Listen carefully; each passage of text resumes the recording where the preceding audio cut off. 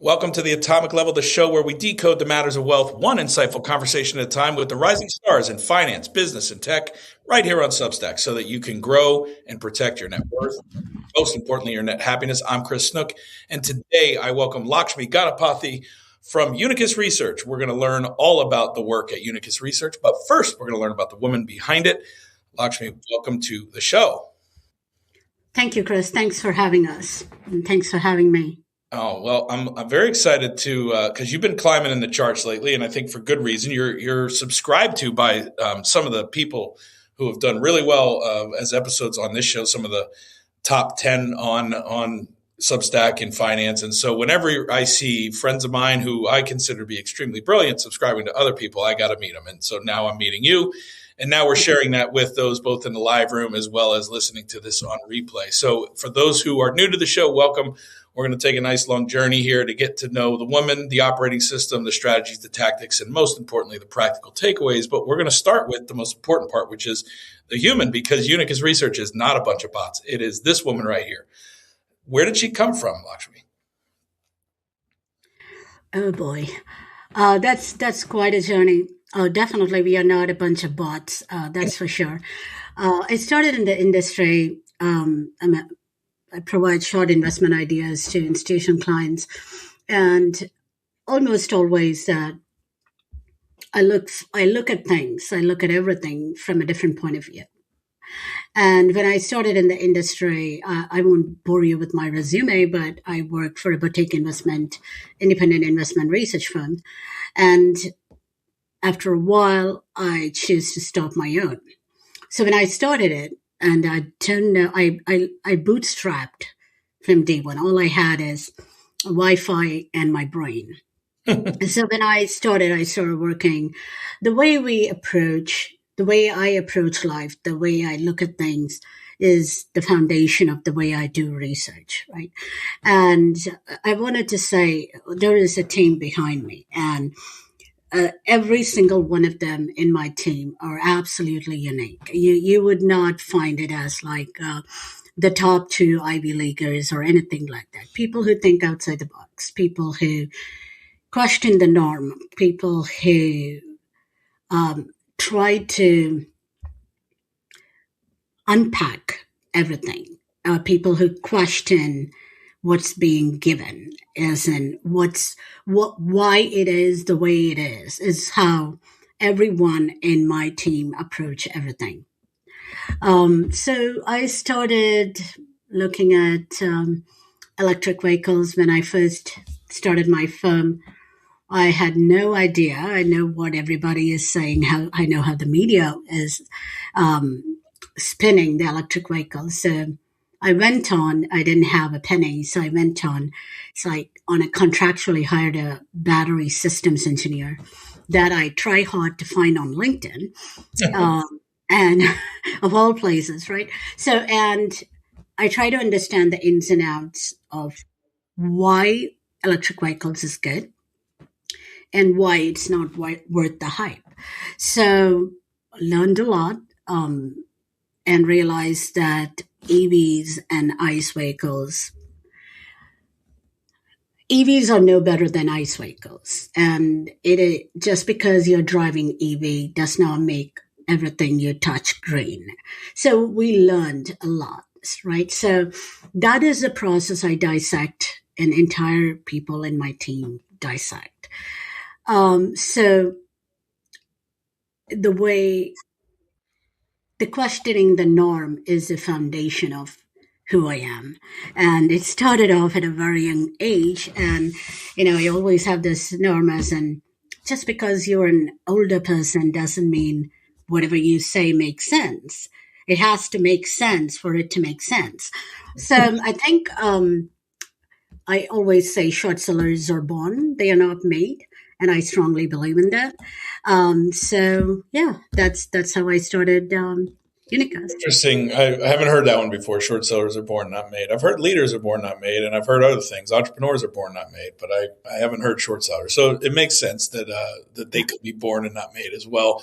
One of the short sellers that's very controversial, but well read on both this platform and X gave you, I think, the ultimate comment in a few words, which was I saw recently, like maybe within the last week, Michael Burry wrote, "This is good work" on one of your research reports. And again, people can say what they want or not about what they think about Michael, but one thing no one can argue with is that he goes into the weeds when he looks at something. So I think if he's complimenting good work, he's verifying without knowing it maybe that you have a very unique team of people that do the hard digging. So let's talk about that a little bit more. Let's unpack that short sellers are made not, born not made topic.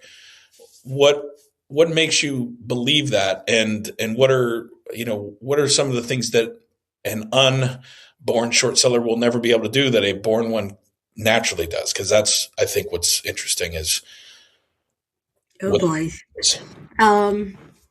So you're asking me questions where I'm forced to open up and share things I never shared before. So we do on this show. You didn't know when you signed up, but that's what we do. No, it's a trap. But okay. I personally believe, and everyone in my team would agree, is that we are all odd ducks. Short sellers are very, very unique people, right? I don't do activist short selling for my own sense, but short sellers are, in a sense, a very unique, odd duck. To that point, we are aware that we cannot please everyone. There is always in life, as in profession, you're going to make a lot of people unhappy, a lot of people mad. And I think that if whatever you're saying triggers somebody, then there is something in them that they are forced to look at. That is psychological way to put it. Short seller, you cannot, this will get a pushback, but I'm going to be blunt. You cannot tell people or make people to think. People do it because they want to. You cannot shove an opinion on somebody. They will accept it and they will make it their own. So those are very nuanced reasons when I say short sellers are born or not made, because when you're born, your surroundings define you. How you approach something defines you. Your experiences defines you. Have you personally either been run over early on in life, or Michael Burry? I had an honor to speak with him. And my team member had an honor to speak with him. And we were quietly and pleasantly surprised and grateful that he gave a shout out.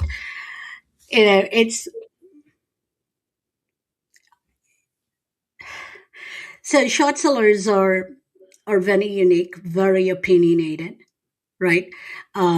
Always push the norm that is there, and you cannot train those. Those can't be trained.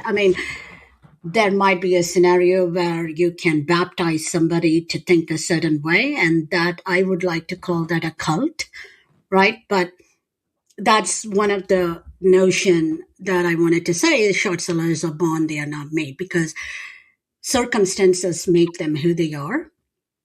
And that forces them to see the world differently.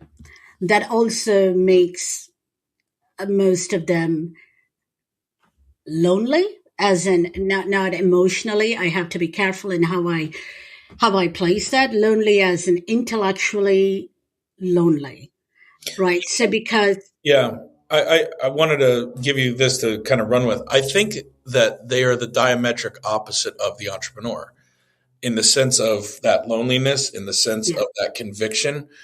And I think that's why if you zoom out and you look at it, it's two sides of the same coin. You have the visionary entrepreneur driver that is myopically convicted and right and intellectually in their own class about how the world will be and Yeah.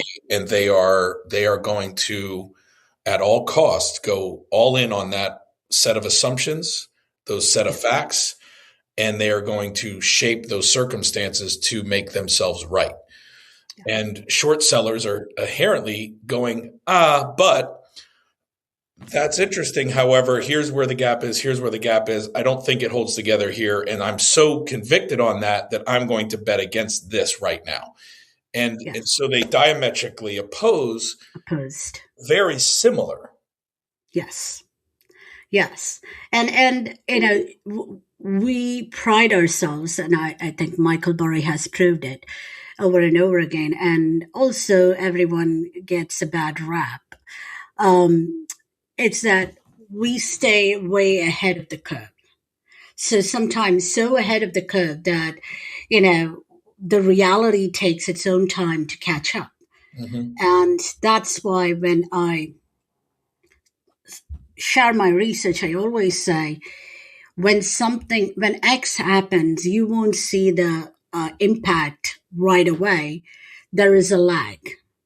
There is a lag. And when a policy is announced, or when somebody makes a statement, when a big firm makes a statement, the words that come out that drives the narrative, and then there is a layer of expectations from the investors, from the entrepreneur themselves, from the team, and there is always, if you juxtapose everything, there is a lag. There is unmet expectations, there is a distorted expectations, and there is also an absolute dissonance between what's being said, what's being heard, and what's actually happening.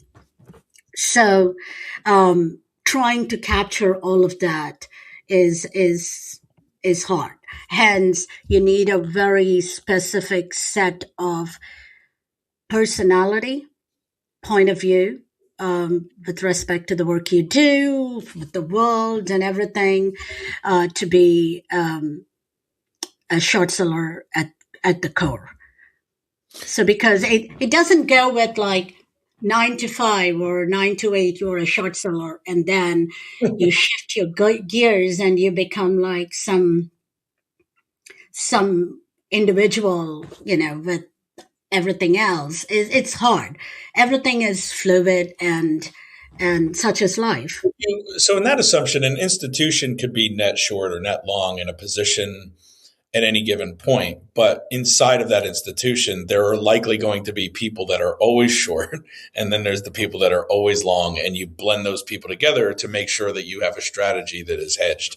But it's very rare, in your opinion, then, that someone who is built with the conviction and the apparatus and the mental cognition and the heart and soul to be long, question assumptions and be long in the fix versus question assumptions and short the inherent attempt at the fix, because those are two different people and they're not likely to spend half the day one way and half the day the other. That's kind of what you're saying. Yes, and there is a nuance to that. So if I may, I would like to break it down. Is that we do not. You're letting me share certain things I would not share in public, but here we go. So conviction is good, right? So, but conviction based on facts and your assessment is better. And then there is a problem as to fall in love with your idea, Mm-hmm. right? So, and this is the part. So this is where I was pulling on the thread, because it's hard to not do that, because facts, right? Like the cognitive bias that gets built in either direction. I would argue, and I don't know that I'm right, I would argue it's easier for an entrepreneur to fall in love with your conviction than it is a short, but I'm not certain that that's true. It might be equal. oh shit. Sorry. That's okay. I didn't mean to. My computer went blank, and I'm having like a computer problem. So I thought I lost all of you. No, you're right here. You're still here. The room's Okay. going up, by the way, so you're doing good. We're warming up well. Okay. All right. So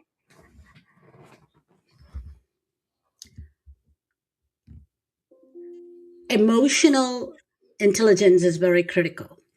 And then again, you hone that skill since from the day you were born. Like, how you approach a conflict, how you solve a problem, and you grow every day intellectually. You can be intellectually a superstar, but your emotional intelligence is completely um, disconnected. You have a problem. So there needs to be a balance, and no one is perfect, definitely not me. But when it comes to ideas, the way I do is that I surround myself with people in my team who do not agree with me, right? It's not like they don't agree with me all the time and they don't disagree with me all the time, but they push back. They push back so freely in such a way that, yes, it might affect my ego. And I'm like, oh my God, I'm the one who brought the idea. He or she works for me. How could you do this? Is the pride and ego that would decimate any long or short. One of the reasons that we refuse to short a cult, we have received a lot of requests, and like Carvanas, for instance, right? Mhm. So when you love it, and we know personally some fund managers have lost it all in that bet. Um, it's that you need to be aware. Yes, your thesis is right. Yes, you are spot on in an idealistic world that you apply this thesis, you apply this story, you might make money, right? In an idealistic world, X, Y, and Z is corrupt and they go to jail. Everybody lives in a beautiful world. But we are not in an idealistic world. So that's how we approach things. We can't go behind the lobbying effect of Carvana. Yes, there might be a fraud, but who cares? The stock keeps going up. Yes, eventually it will go down, but how much money did you have to lose to make the money on the downside? So those are the reasons that we choose not to be an activist, short seller, not to be chasing the cult. And the Tesla shorts, yes, there are a lot of anomalies. In an idealistic world, it's a beautiful short. But we have not recommended that because in a real world, you meet with the management that has emotions. You meet with the management that has so much money that they can bury you in a legal lawsuit. In a real world that you are not shorting Tesla as a company. There is no balance sheet short. You are shorting Elon Musk, who's a powerhouse, who's absolutely interconnected. Is that something you wanted to short with? Is that the hill you want to die on? So, my mentors, I'm honored to say Steve Eisman is my mentor. Robert MacArthur, whom I used to work for, is a mentor. He taught everything about short selling. And the first day that I walked in, he told me two things. You have ego, don't bother working in the investment industry. You have quite a mouth on you. You better watch what you say because it's a very small world. Mhm. And don't be married to your idea. It's all nice. I'm not saying I'm perfect. Our track record has been good, but we made mistakes. For instance, I wanted to talk about my losses as much as I wanted to talk about the shorts I made that And let's made. talk about the framework as you do that. So let's move into kind of your operating system. One of the things I heard as a pillar, I'm putting this, it may not be how you frame it, so correct me, is you don't do cult shorts, right? You do what I would call maybe pragmatic shorts. You're looking at it through the lens of you're more agnostic, meaning is it a balance sheet short or is it a world ending kind of short? Because if the whole world has to reorganize itself for my short to work, I'm probably going to lose a lot of money before I make any. If Yes. if it's a balance sheet short, if it's a clean, easy fraud, and there's not a bunch of politicians attached to it being hidden forever, then I might have a chance. But you're very focused on one of the pillars being what kind of short is this, right? Is it an activist short with a cult following and a religion?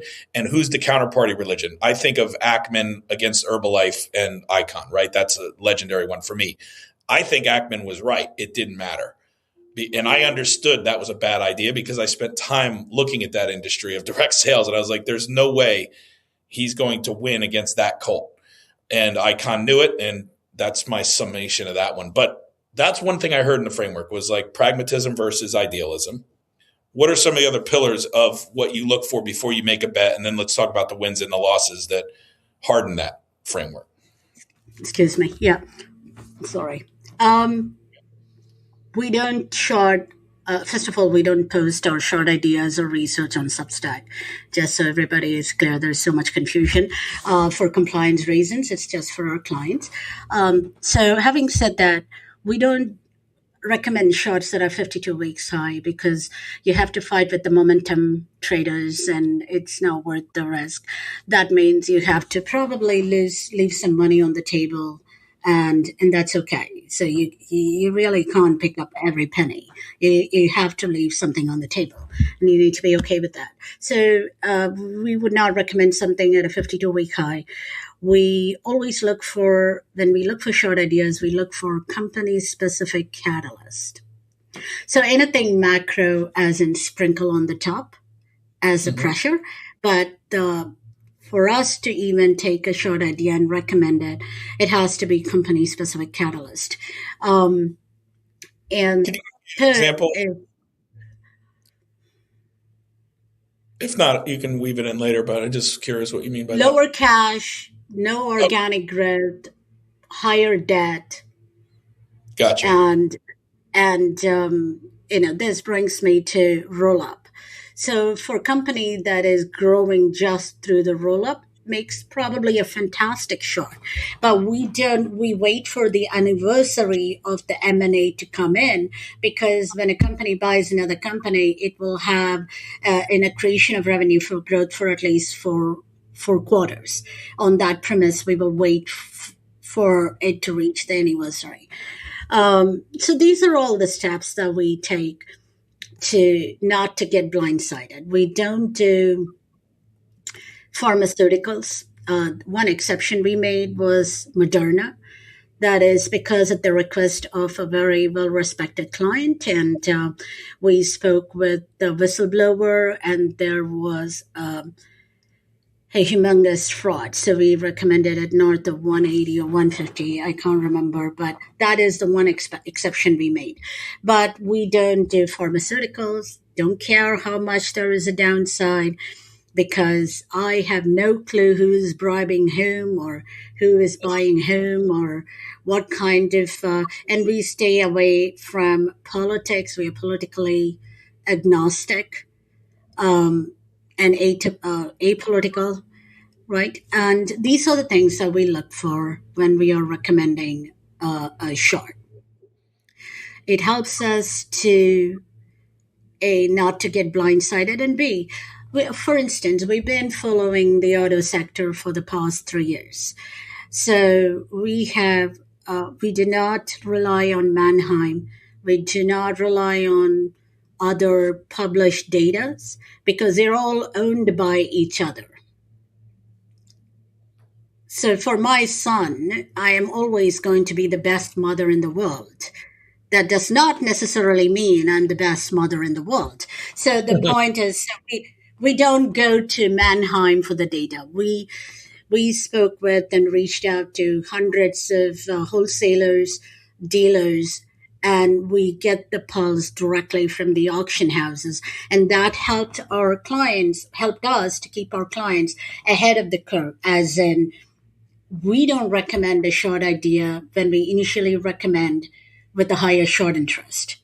It has to be at least $1 billion in market cap when we get in. It needs to trade. If it is thinly traded, it does not work for us. Volatility, as much as it is very high. So we want to make sure we cover all the angles as much as we can. And then we enter into a short ideas, and then we get our boots on the ground and get the pulse directly from our sources. And that helps us with the reality to say, okay, so this is what we are hearing from the primary sources.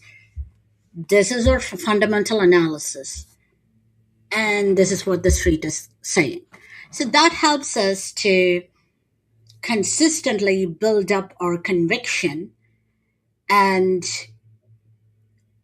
generate our short thesis. It helps our client. So we recommended Stellantis around north of 20. Today it's teetering less than 10. We recommended Carmart north of 110 plus. And it's teetering around $4. They reported earnings. Our research indicates they eventually will be bankrupt, albeit like they're going to be highly volatile after a certain point. Then you have the private equities of the world, like Stone Point Capital came in, infused the capital in the Carmart with like laundry list of instructions that if they breach, then everything is out of the window. So, we have had our successes, for lack of better words, and helped our clients to make money because of all these guardrails, for lack of better word, that we have inside our team. So sorry for the long-winded answer. No, you're giving us a good overview, and I want to pick into some of that with some detail. So thematically, however you think about themes, maybe you don't call it that, maybe you do. There's forces out there: macro, demographic, monetary, fiscal policy. There's these geopolitical, and so there's these forces. At what level of your process do you weigh those forces? What kind of weights do you give them? And then if you want to skip past that or kind of get to the end game, what themes inside of what is likely going to be a very volatile next several years, assuming you buy the macro thesis and the inevitability of where the AI trade ends, there's a lot of inherent volatility. There's a lot of capital structure, problematic areas. We'll leave it like maybe that generic. And so to me, someone like yourself, who can be a very pragmatic short seller or opportunist, could probably find way more opportunities to bet on than there's time in the day. How do you kind of rank them? How do you just pick a theme? Is there DNA that's in the team, whether it's like you said, auto or whatever, that you just kind of like, and there's enough volume there where you stick with certain sectors? Talk us through that a little bit. So you pretty much want to know how our brain works? Yes. In a sense, okay. So, like I want to know down to the atoms and the neurons. Okay. So we have in our team Rob McArthur, 30 years of experience in the industry. He has seen ups and downs. He's an odd duck. I'm definitely an odd duck, and I don't fit any mold. We have an analyst in London, and he is a brainchild of a product that we are working on, and he's a very, very odd duck. So we have a couple of engineers. Jerseys like with like odd ducks on them. I think that should be like your. We should. We called the odd ducks. So we think of everything differently. So we have one analyst. We live and breathe what we do. So we kind of don't have personal. And by the way, the senior short seller with 30 years of experience, I first used to work for him, and eventually, long story short, now we've been married for more than 15 years, so we both are short sellers. So all we talk about is work. And even though our analyst is in London, we're always on the phone talking. So we live and breathe what we do. And we're not kind to each other, as in we always disagree. Mm-hmm. And that helps us to refine with the end product.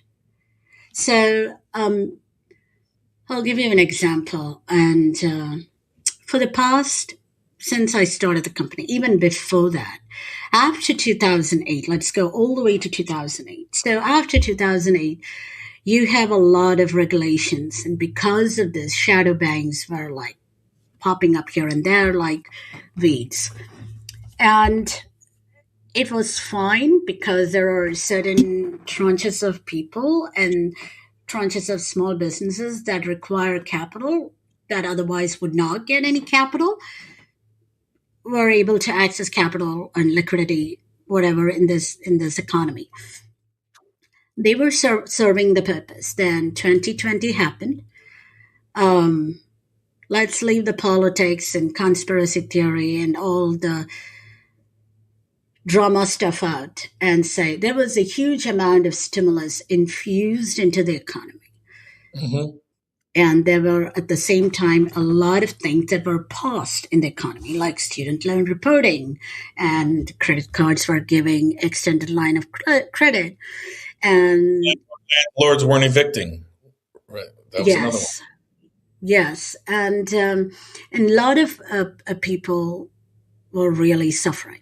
So when people are suffering for basic needs, you flood them with the capital, and it goes all the way. And I hate to go into shift gears to philosophical, but also the cusp of what you do with the money, the knowledge of how you allocate capital. You don't need to have billions of dollars to have that mindset of how this capital needs to be allocated. You know, someone who's making 100,000 a year, they were allocating capital here, here, here. And all of a sudden, everything is paused, and you have capital inflow coming in, and people started to, not all, some people start to pay off their debts that increase their availability of credit and their FICO score. And some people bought some cars, which were of not so good quality during that time. So you have all of this, and we were tracking all of that. And then we got Tricolor happened. Tricolor, I don't know if anybody remembered. It's a subprime buy here, pay here car dealership. Net of the story is people who bought cars are Hispanics, most of them, and we got a call one day from our sources saying that, hey, do you know that the collateral just crossed the border? And then we woke up and we were like, okay, the Tricolor Holdings. Then we have First Brands. So one of my senior analysts who's in London came out and said, like, hey, I have this idea, we should do it. So we were mapping private credit, private equity, and that's what we have been doing to see how exposed businesses are. And it's a house of cards. So when and we received emails from people, institutions asking us, where did you get this? The data is there. It's right there for anyone within Wi-Fi can go look at the data, can go see what's in there. And the point I'm getting at is that we don't rate them 1, 2, 3, 4. It's everything is coming at a very fast pace. So you have the geopolitical war, you have war with Ukraine, Russia, you have Europe, you have energy prices going through the roof. Then you have political mess that's happening. Then you have this happening. Then you have tariffs on and off mid last year. And we haven't seen the impact of the tariffs yet completely. And then we have the Iran war. So everything is piling up on everything. And we are not giving it a breathing room to have an impact to the consumers. So when people say, oh, why the inflation is still up? Well, it's because it's catching up. So we are not rating which one we are focusing on. Chris, I think what we are doing is we are focusing on everything. We have all our team members, we are eyeing everything, and we are trying to capture the signals and try to put it together in a sense that makes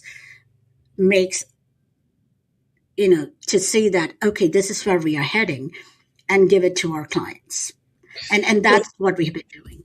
yeah, so like I I'll tell you a little bit of a related story in auto because I want to see how you um, maybe turn this into a trade or a bet or whatever, or if it's something, right? So I am, for the life of me, with the data that I can see, I'm so short on auto, like retail, like I just don't get it. I'm fortunate enough where I can buy if I want to buy a car, I can pick which one I want to buy, right? And I say that just because I look at that and I just bought a used 2011 5 Series for $11,500 out the door, and I'm ecstatic about it, right? And the reason why I say that is because it was 70,000 miles. I have a son who's going to be driving in another year. I was like, I don't need an expensive car payment. I already got the tax write-offs through the other stuff.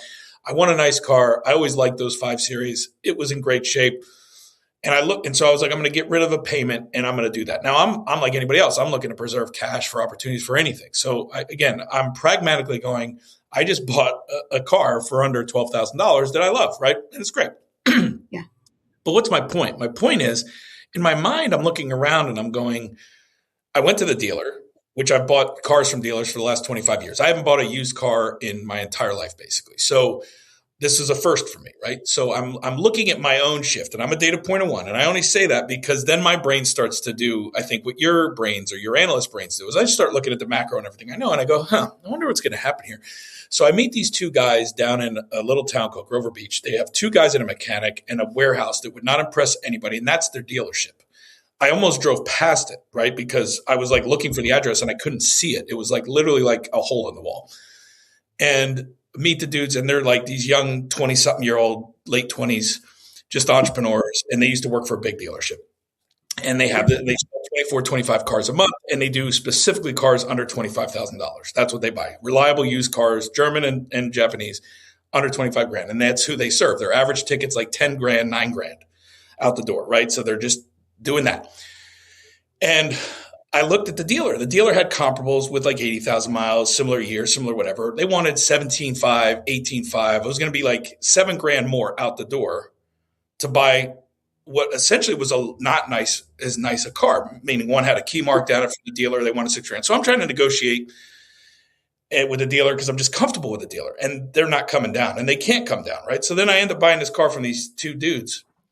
These guys have now built. They came to an AI club that I started. They now built a complete dealer management system using AI. They now have a salesperson that is an agent that sold 4 cars in the last 24 hours without a human there. But the person doesn't know because the kid is now freed up to basically do the human thing. And so they have unbelievable customer experience. I love these guys. I tell everybody to buy a used car from them.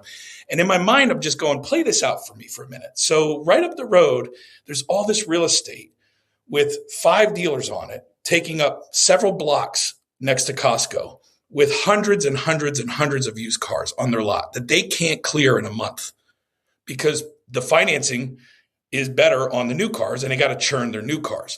So they got to churn new cars to people who want $700, $1,000 a month payments, which who wants that? They're taking trade in on cars that are losing value systematically that they're upside down on auction at. And they have So hundreds. much. And so I'm going, okay, so play this out. We hit some kind of consumer crisis where people decide, I don't want a car anymore, or they can't have it. They get repoed. And now all of a sudden that dealer goes from 240 on the lot to 260, or they're turning people away. It can't clear that inventory in a month. And it's going to lower the price. But even if it lowers it 6 grand, my dudes down the street that sell 30 cars a month and growing are still 2 grand.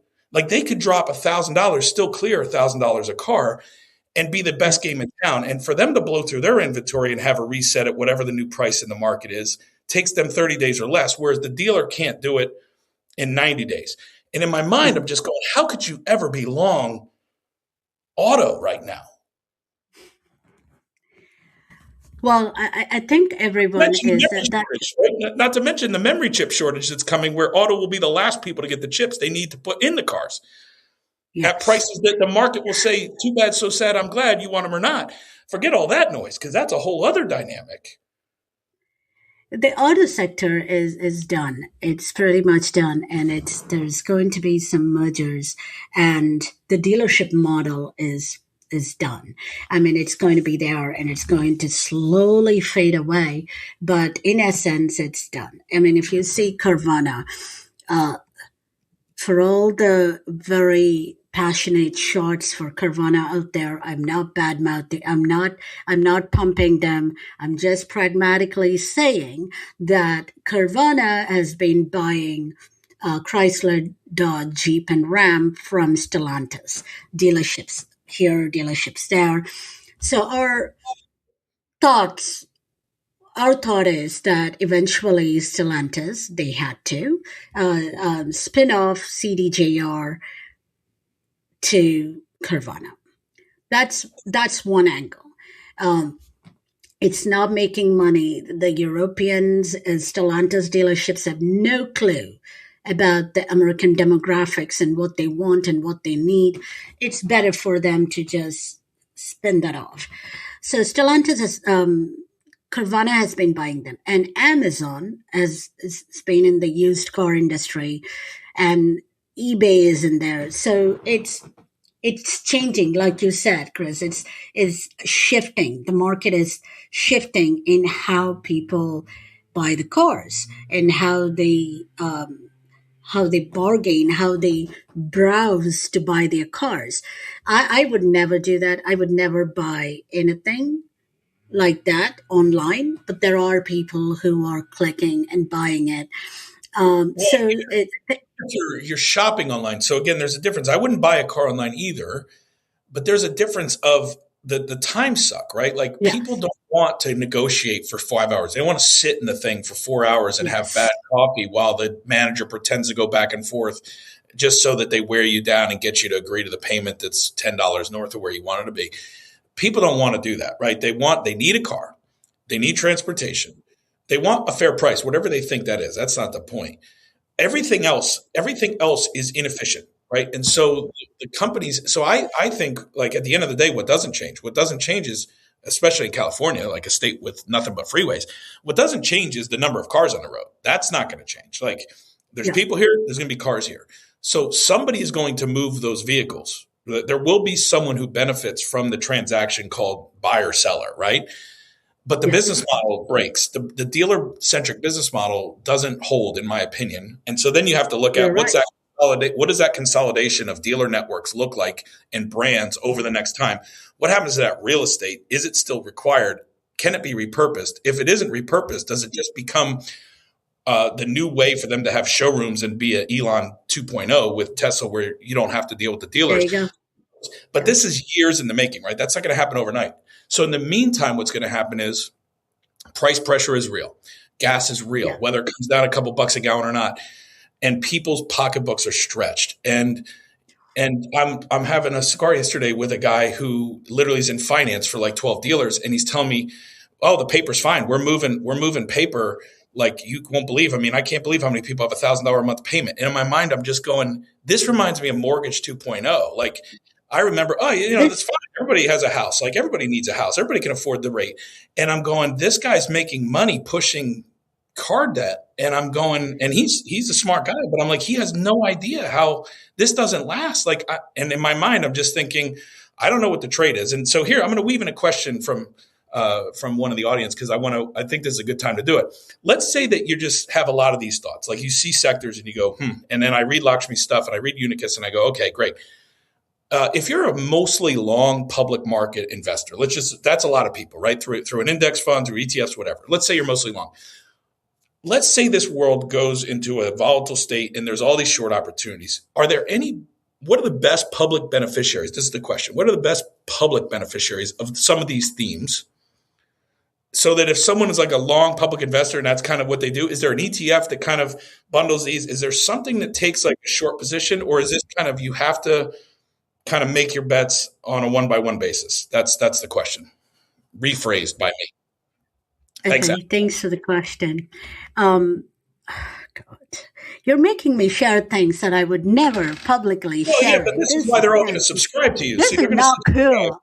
Yeah, they're all going to subscribe to you Okay, because they want more of this. okay. That's why you're growing in the charts. You're like top 10, I think, right now. So, Why? Because I don't sugarcoat stuff and people like it. Um, I don't like ETFs. Okay, for some people, ETFs are everything, but I'm not a fan of ETF. ETF is for me. You have crap. You have the top five beautiful things you can see, and then the bottom 20 or 30 are crap. So pretty much the top five is potentially pulling everything up.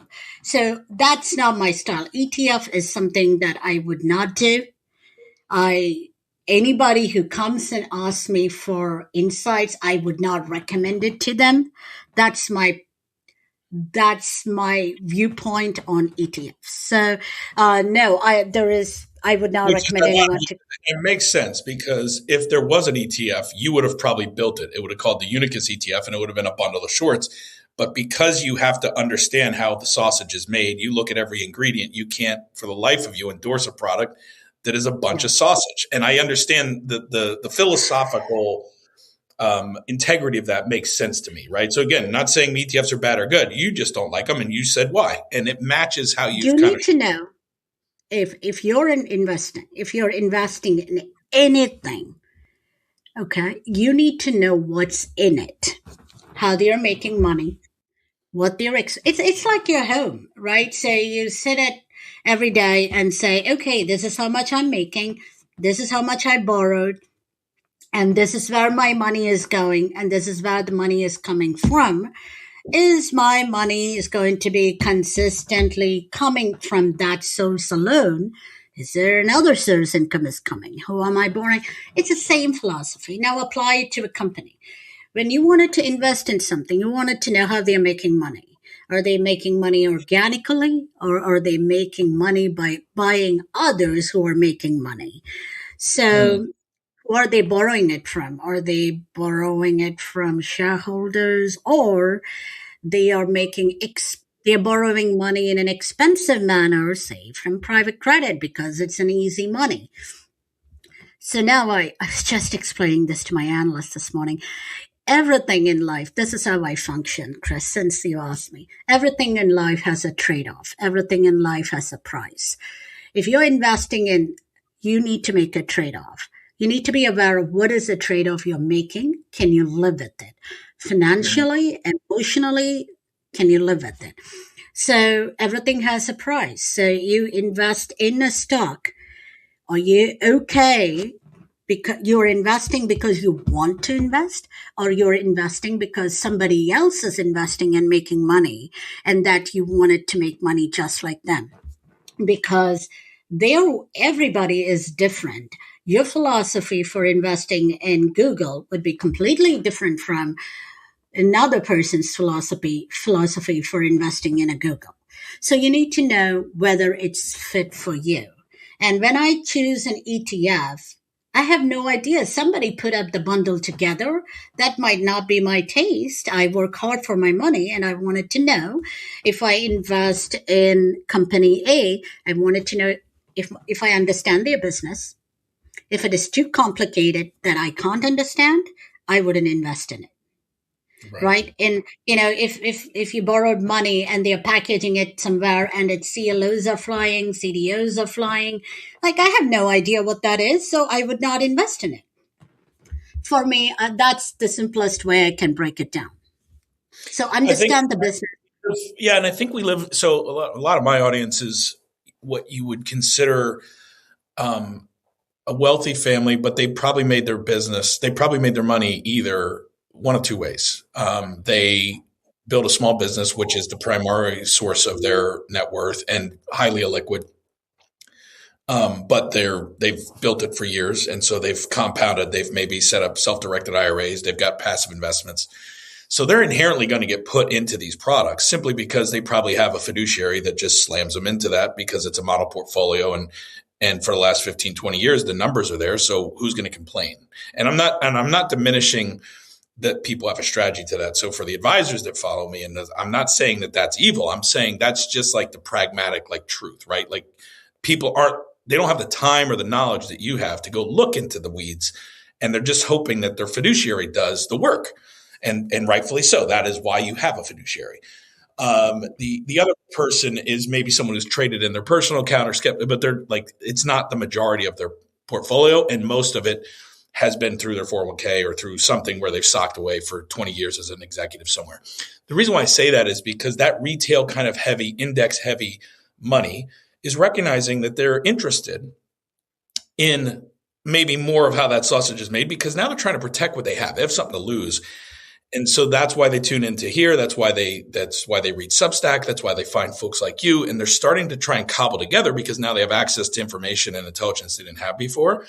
What is my personal strategy? So learning from you is key, because whether they read your research, whether they invest in ETFs, it's not the point. It's understanding what's the trade-off that they're making, right? So I'm trading off convenience for time and a return, but what's that return guaranteed for in the future? I don't know. What delivers it today? I don't know. Well, maybe I should.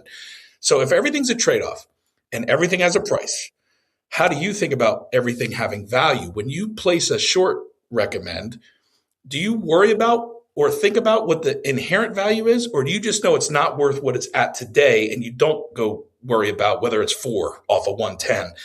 Like, how do you arrive at value, and how much of that is weighted in your decision?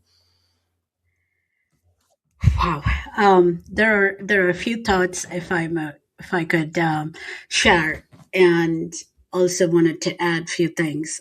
First, in terms of shorting stocks, so there are multiple reasons why we short stocks. Maybe they used to be in a business of making money, and now they are clueless, and there is like a absolute dissonance about where the market is going and where they are. That's a short. Um, then it's a pure vanilla fraud, right? So they don't know how to manage their money, they spend more, and that's a fraud. The product that they are making is crap. That's a short. For instance, we spoke with hundreds of solar installers and retailers when we recommended Solar Edge at $314 as a short 2.5 years ago. We wrote a cover when the stock was at $14. We spoke with all the installers while the management was saying, hey, it's only point whatever percent failure rate.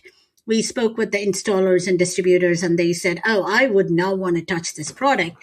Their warranty service is terrible. The failure rate is 40%. Oof. So that's the cusp of the short. So Solar Edge and Phase, that's the short. The macro aspect of it was they are subsidy babies, but the core catalyst was their product was crappy and no one was touching it. And the installers and do not make money when they are trying to fix a product. They make money when they install it. So those are the multiple angles. When it comes to the auto sector, during COVID, the manufacturers were jacking up the manufacturing price and they got greedy, the quality deteriorated, and the consumers were buying cars and they were forced into a loan that they don't want to go. So now everyone has upside down on their cars and they can't do the trade-off. They can't swap it for another used car. So that's a short. So valuation shorts, I would not. There wasn't many shorts that we are saying it's $300 today because of it, at this forward P whatever. So I'm going to short this because I know it's that high and it's going to come down. I don't think we short based on pure valuation because we wanted to know a structural catalyst. And it's there, and those are the companies. And sometimes we find one company, and then it just opens doors for multiple companies under the same sector, like the auto sector, and consumer credit. So our structural shorts and fraudulent shorts are the main shorts. But pure valuation shorts are very, very, very rare, and we never almost do it. I don't know if that answers your question, No, but I wanted to add. and how you think about value, and you answered it. So that's what I heard. What I heard was you look more at a structural short than you look at a individual valuation mismatch. And Yes. so then the follow-on question to that, maybe there's an answer or not. So you can pass and talk about something else if you don't have an answer for this. When you look at a structural short, then if I was to say something bold and say that I think there's going to be a massive consolidation across massive sectors over the next several years, and inherently when that happens, that means somebody, King Kong, right, becomes the power law winner, whether they deserve to be or not. And even if they're a fraud today, maybe they can earn the way out of it because they survive and last, and that industry doesn't go away, and they're the King Kong, and so they get all the support. But then the number 2, 3, 4, 5, 6, 7 fight for survival to be number 2, and then basically everybody else gets rolled up or put away. And so inside of that, if you have a sector structurally that is like, let's say auto again, just to pick on it, let's say you think there's some reforms ahead or there's some changes ahead. So if there's a structural short in, call it auto retail or auto manufacturing, and you look at all these brands and you go, okay, people need cars, but they don't need 100 choices. They need maybe 20 choices. Who's going to win? Who's going to lose? And whose mismatch in this structural thing is likely to be basically either not picked up or put away, because those become the safer bets in a consolidation, correct? As far Yes. Yes. So you're spot on. So if you take an auto sector, you have Amazon, right? So you have Amazon, you have Carvana, you have eBay. All three, whether you like them or not, as a company, all three are holding at this level. Then you have ABG, Asbury, and Lithia on the bottom, right? Then you have no ABG, Lithia, and GPI. Then you have and Sonic Automotive, and then you have CarMax, CarMart, and whatever. So CarMart is going to go away. Eventually, CarMax will go away. As a disclaimer, I'm not recommending this as a short, or it's all the disclaimer. Okay, so and then you have ABG, LAD, GPI, and Sonic. Sonic and Sonic, among these four, two of them might be acquired. And eventually you will have the top Carvana, Amazon, and eBay. And then you will have a couple of dealerships, right? And everything else is gone. So that's where we are going. So when you look at it, Think of Amazon. Think of Amazon and the big stores. Think of Apple and the cassette or the video stores. Think of DVD, Blu-ray, and now everything is streaming. So that's the structure. We went from very limited options to too many, and now we are going to go back to very limited. The challenge here is that the amount of control in terms of how things are being priced is going to be interesting to observe, because then you will get into a scenario of monopoly and duopoly, and then you get into another conversation about whether there is any regulations at all. Then you get into the conversation of, then is there anyone left to protect the investors? Is there anyone left to protect the consumers? The answer is something nobody wants to hear. It appears that there are protection for retail investors and consumers. The key word is appears, but is it really though? Are retail investors, and this brings me back to the question you said that I was smiling, and I am trying to frame a sentence on how I can politically say this correctly, is that advisors have fiduciary duty. Now, are they though? Do they have, in all honesty, do we really believe? I mean, I am not being cynical without proof.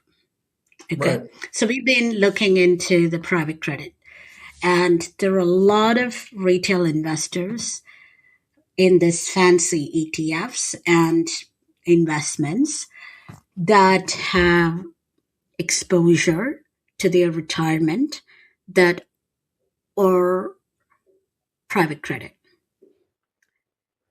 Well, question is, let's say if an advisor is indeed acting under the fiduciary duty without getting I eat your back, you eat my back thingies, then the investors have nothing to worry about, retail investors. But are they though? Because do retail investors are really aware that their advisors are investing their hard earned money in an investment that is liquid? Those You know, are I the think, questions I want I think, yeah, I asked. think how I think about that, because I think it's fair for everybody to question, are they though, including the advisor themselves. Am I though? And I think that's a healthy question, right? Is am I? Am I being fiduciary? What would that look like? How would I change? I think it's also fair to say the incentives make it really tough, right? If you think about the current state of incentives, because if I have quarterly redemptions or whatever they may be, and I've got a pension fund, or if I'm at that level, and private credit is printing double digits and it's outbeating S&P or it's whatever, it's allocating in a thing, and I'm not in it, and my pension fund LP or whoever it is comes and says, we'd like to have some exposure to this. What do you have for us? I have to have a very strong reason for why we're not in it. I also have the fear of what if they don't redeem? What if they, what if they ask for their money back? And what if I lose them? And so there's this inherent pull into an asset class, private credit or whatever, simply because the ROI is printing a number I can't see somewhere else. No one seems to care. And so again, I follow the herd.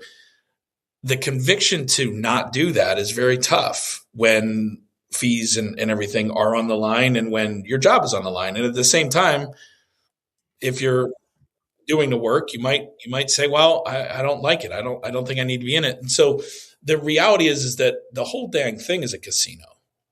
And Yes.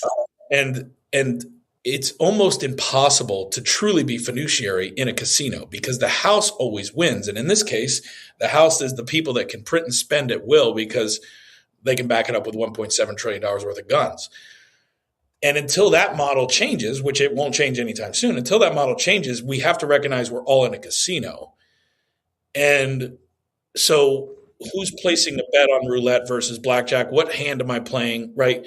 I mean, in some ways, you could argue that it's impossibly truly fiduciary if you're taking someone into the casino, but there's no other choice because if you're not in the casino, inflation's eating you alive.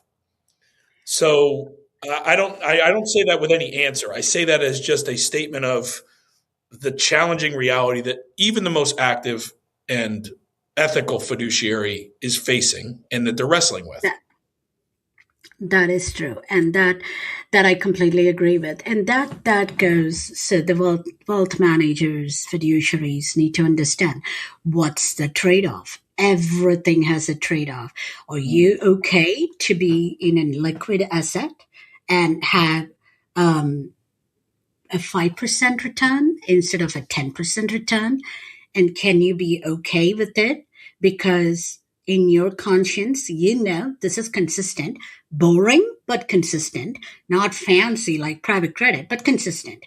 So this is a trade off that wealth managers, retail investors, advisors need to know. And this is a question you need to have a blunt conversation.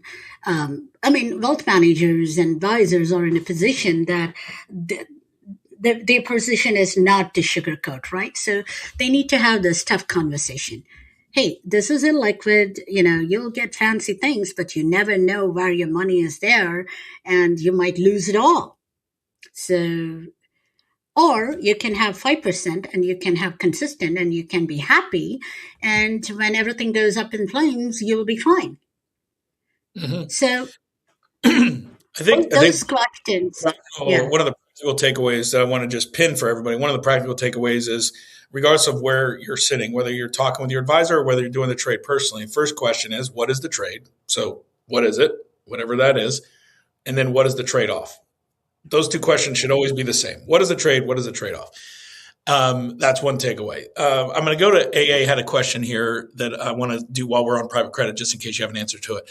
Do any of these private credit lenders like TCPC turn into post-reorg equity holders or interesting businesses? For example, TCPC is a lender to Skydio, AlphaSense, etc. What are your thoughts on that? Please ask him to send me an email. It's easier to Okay, send her an email. Answer. Yes, subscribe and send. If you're already subscribed, send her an email. Otherwise, send her an email. So we can move on from that. But essentially, the concept of that question is, if someone's in a senior debt position inside of a sector that you see structurally as a short, does your research ever talk about the other side of it, or do you just talk about kind of the structural short side of it and not necessarily how you think it plays out over time for someone who's looking to go long after the fact? All I could say is, let me take a step back. So since we have started this mapping the private credit, so what we are pretty much doing is taking publicly available information, giving it to our engineers to map, to see the parallels, to see the overlap, and to generate signals for us in equity or something. This is a product we are building. What we are quickly learning is this is making a lot of people who are doing that product little unhappy with me. So, in what way? So let me put it this way, where it's very simple. So you trust somebody and you believe that so and so invested in it, so it has to be good, so you invest in it. But no one really dissects the loan books to see what's actually in it. Because when you see it, you know it is not what it appears to be. So we are just, to put it in a little dramatic way, tearing up each and every loan book and just showing the world what's in it. And what's in it, it's not pleasant, it's not liquid, it's not doing well. So on that note, I just wanted to say, anybody, this private credit mapping that we are doing is currently available for clients.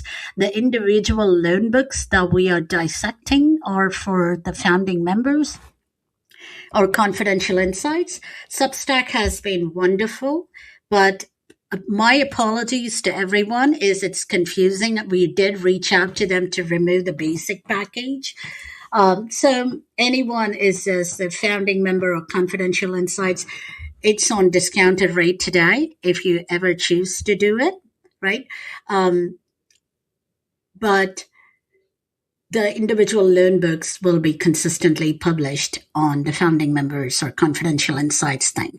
So that shows you where things are, whether they are marking it to the market. You can't market to the market in an illiquid, non-traded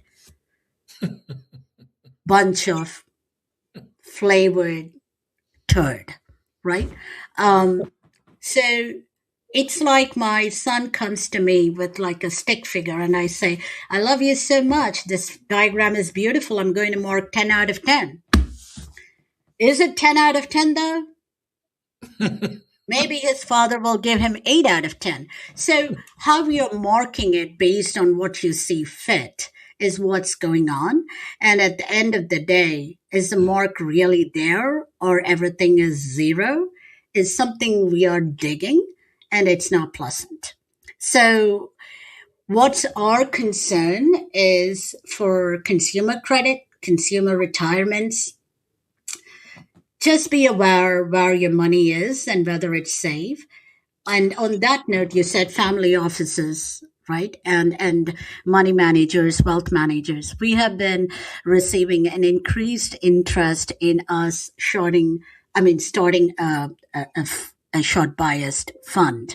And a lot of family offices reaching out to us saying that we will allocate you fund. Please manage it because so and so invested my money in so and so private credit and I lost so and so money. So you can't make this up. You're like getting calls from because they are frustrated. And Mm-hmm. it's just educate yourself. Just don't trust somebody, including us. Ask us to explain it and in a simple terms. And I that's where want we are. I want to ask you for a little bit. I want to push a little bit on that recommendation for the non-family office person because I think a handful of folks that I've interviewed in one way, shape, or form said something similar, which is ask what your money's invested in. But Yes. if you play that out to the 72-year-old retired teacher in New Jersey or Massachusetts or California, they don't know where to call. So, and they may not even know if they're exposed or not. Most of them don't to what. But the reality is you and I know that they're all exposed because they're the largest LPs inside a lot of the funds who then either created or put these deals together. So, what is the practical, actual real world thing that a person can do if they've got $1.5 million, $2 million in the market in a 60-40 type model portfolio, and they are mostly in stuff that they don't know what it's in? Who do they call? I mean, they could call their advisor, but their advisor might not know. Do they call Fidelity? How do they actually do it? And I don't know if you have an answer to that or not, but I'm just like, that's what I'm pressing people for is like, okay, empower the person then. And then if they get an answer that they don't like, what do they do next? I mean, they could holler, say, get me out of it, which is one thing they could do. But And that's what's happening in all the private credit is that there is a consistent amount of redemption. And private credit and private equity is not going to go. Do you like them? Probably not. Are they appealing?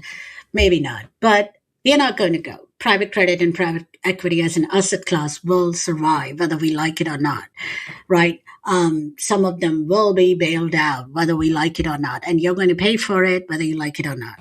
mm-hmm. But you can ask your advisor. You can ask your advisor to say, hey, open your books. Yes, I trusted you. Yes, these are all going way over my head. Yes, I don't understand, but I want to book an appointment with you. Tell me where my money is. He's obligated to show it to you.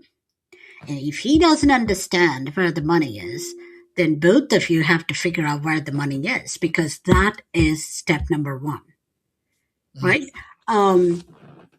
Because understanding where it is the first step one has to take, especially in this environment, right? When there are so many things going on and there are a lot of fancy legalese words you don't understand. I don't understand.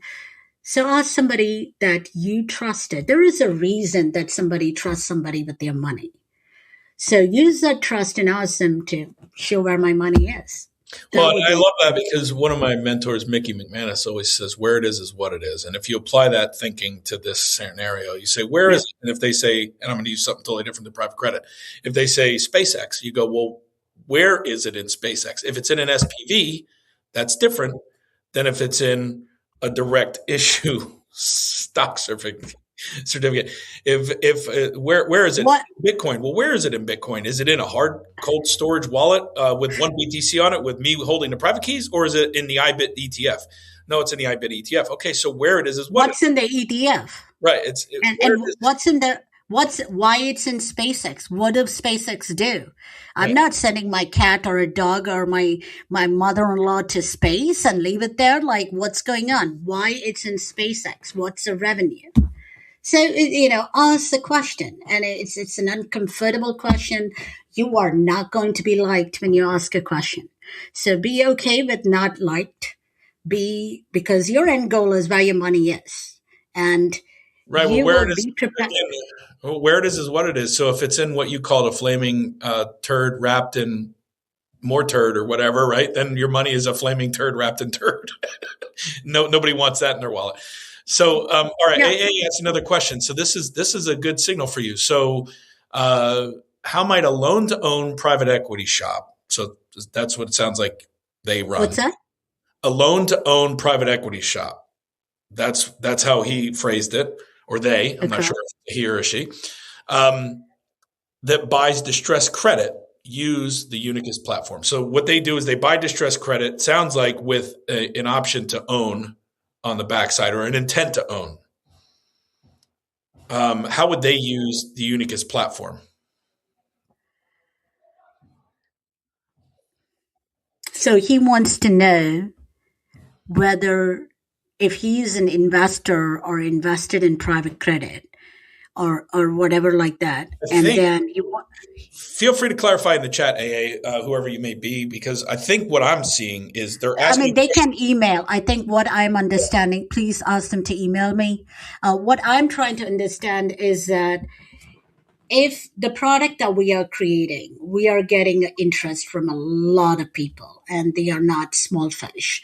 So, what they are all trying to understand is where my money is going, Mhm. how it's interconnected, how it overlays. That's the mapping aspect. That's the mapping aspect. So, X private credit fund will have one crappy tranche that is marked at 90 cents. Hmm. Does another private credit fund have the same tranche marked at 30 cents? Two different marks. So the question is what's really worth. So that is what we are trying to Gotcha. figure So out. this is so you're mapping. So when you're talking about this product as a private credit mapping, it is looking at, let's just say one tranche is all that exists in the universe, just for simple, right? So there's one tranche of this private credit stuff. How many people own it? How many people own that, and how do they mark it, and how close are they in marking it? So that's what your map is doing, and then And what is in inside that tranche, whether it's public companies or private companies, and most of them are like holding companies. That's a fancy way to say it's like a Japanese nesting doll. So you open that up, then you have two or three private equity together holding that crap, and then you have to go to each individual private equity to see how many what are they owning, are they, and most of them are in software and tech, software tech, um, insurance, healthcare insurance, um, and multiple sectors, pretty much all of them. But most of them on the top are um, software, healthcare, discretionary, consumer credit, financial services. So yes, that's the goal, and how it all connects to the equity side.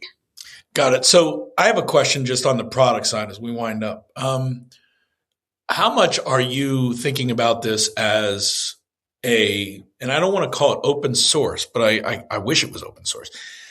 Is there a play for you leveraging MCP and AI and things like that to create an API or some kind of product offering where this could be an open source or a licensed feed to someone else's product so that they could integrate your research or your mapping product into their product to be more fiduciary?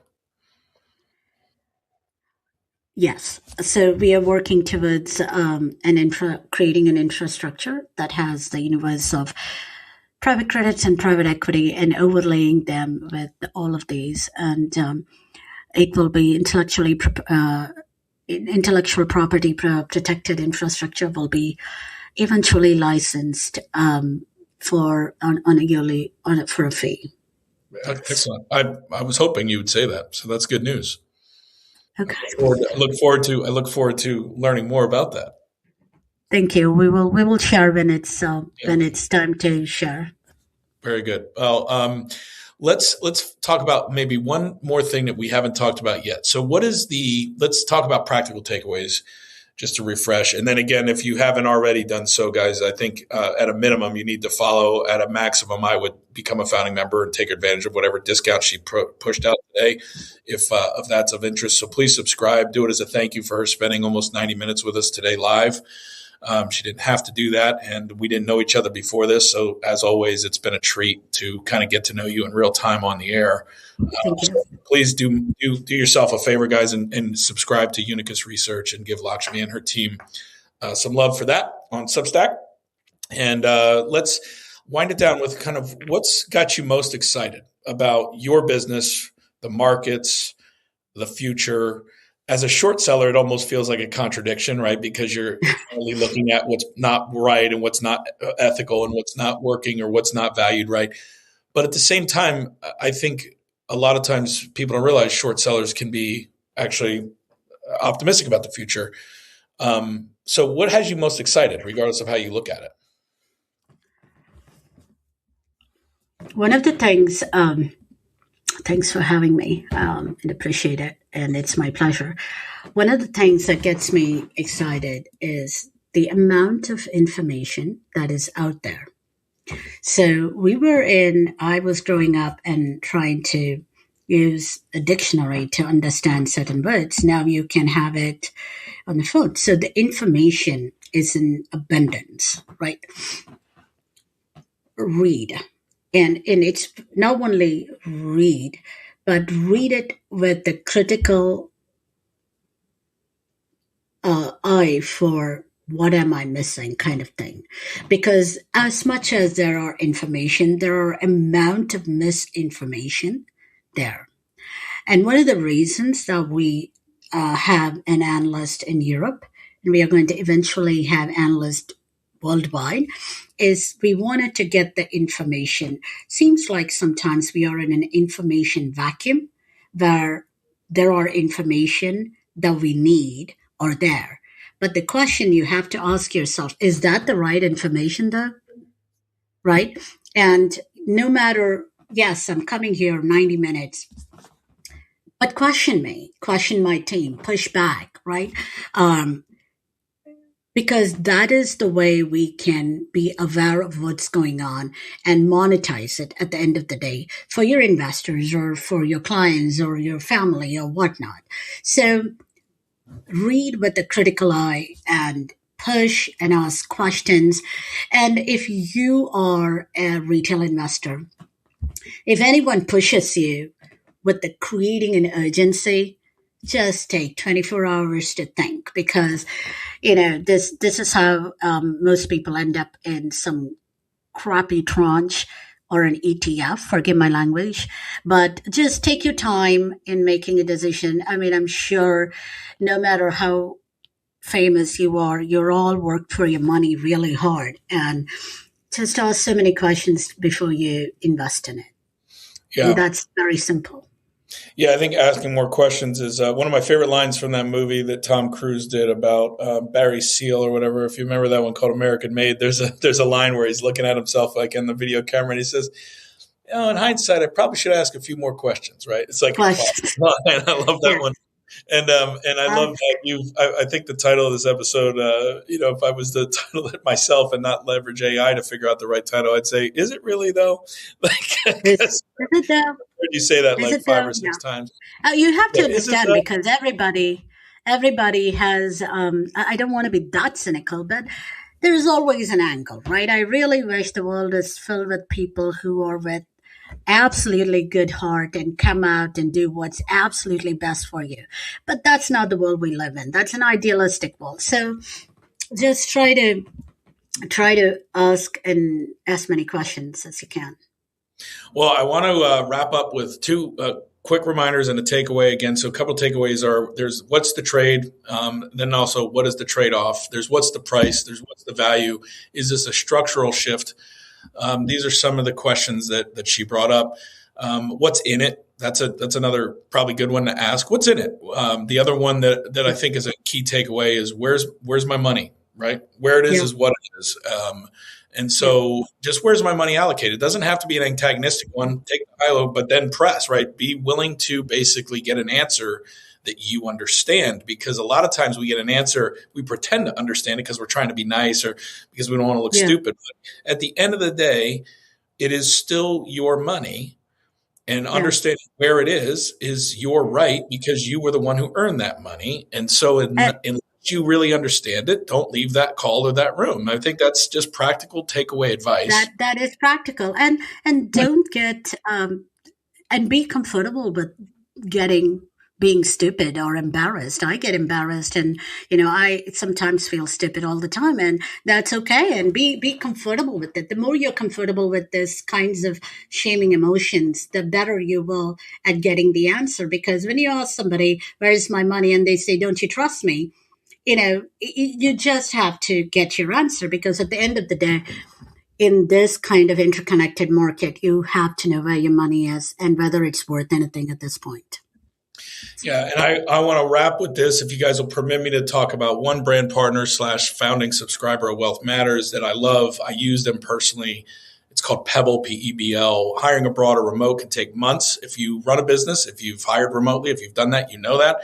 I made the switch years ago to a company called Pebble, and you can have 185 countries in minutes at your disposal. So a new hire literally onboarded, today could be live by tomorrow. They have a special for anyone on Wealth Matters that signs up. If you can save 25% right now, terms and conditions apply. It's normally $399 a month per employee. But if you are looking for a fully compliant, no headache, outsourced employer of record model at anything, or if you're even interested in that, go to highpebble.ai. Please check them out. Mention the podcast, highpebl.ai. And I use them personally. So that's the little plug. I'd love to have you subscribe to Unicus as a thank you to me. I can't wait to learn more and read some of these reports. And I really want to talk about that product, especially as you start to make it, agentic ready. I think a lot of us might be interested in having a first look at that sandbox whenever that time comes from Unicus. So Lakshmi, thank you so much for being here. Thanks for everyone who tuned in live. And for those listening on replay, we'll see you next time on The Atomic Level. Thank you so much. Thanks, everyone. Thanks, Chris. Thanks for having us.